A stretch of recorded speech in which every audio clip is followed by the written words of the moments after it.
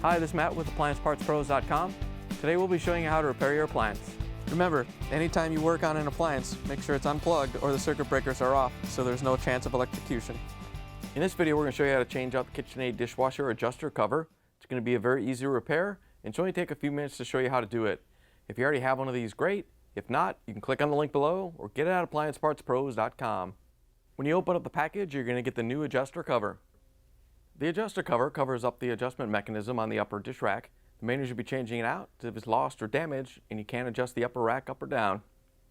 In order to change the part, we have to open up the dishwasher door. Once you have the door open, we're going to pull out the upper rack. There's an adjuster cover on each side. They're on the outside. They're both changed out the same way. To get the adjuster cover off, there's a small locking tab behind each little notch right here. So we're just going to take a small flathead screwdriver and flex it and then pull out on it. Once you have one side done, you can hold it so it doesn't snap back in and do the other side. Once you have them both released, you can drop it down, pull it off the rack. Here's the old adjuster cover next to the new one. If you already have one of these, great. If not, you can get it at AppliancePartsPros.com.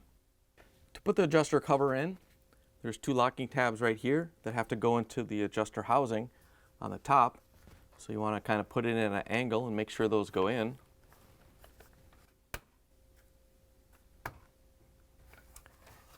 Then you can snap in the lower half. Just press a little bit on each side. Make sure those tabs go in. Lock it in and hold it in place. Once you have the adjuster cover snapped in place, you can push the upper rack back in, close the door, plug it back in, and take it for a spin.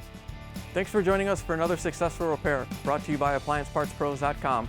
Check out our other repair videos on our site, Facebook, and YouTube.